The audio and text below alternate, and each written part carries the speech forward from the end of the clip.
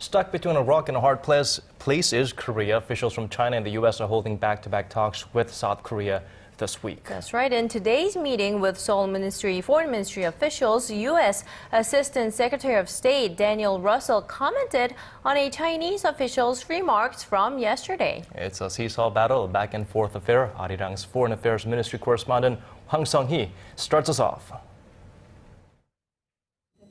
Just a day after China voiced concerns over the possible deployment of the THAAD missile defense system in South Korea, the United States said China doesn't have a say in the matter.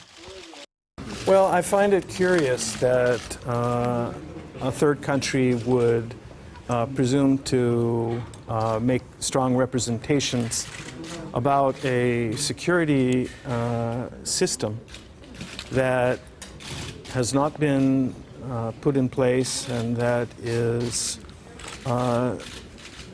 still a matter of theory.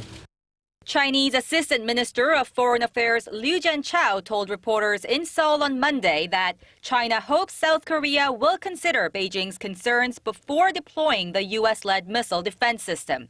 Beijing is against the deployment over concerns that the radar system, which can cover 1,000 kilometers, could be used to monitor mainland China. But following talks with senior South Korean officials in Seoul on Tuesday, U.S. Assistant Secretary of State Daniel Russel said THAAD is purely for countering North Korean threats and that its deployment is up to South Korea. It is for the Republic of Korea to decide what measures it will take in its own alliance defense and when. The U.S. envoy remained wary about Seoul's participation in China's Asian Infrastructure Investment Bank, saying Beijing should first ensure the transparency of the new financial institution.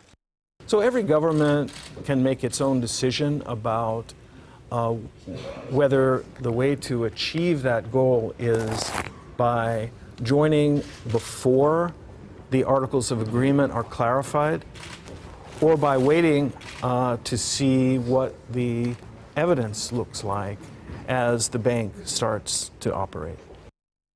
If South Korea wants to join the AIIB as a founding member, it must confirm its membership by the end of this month.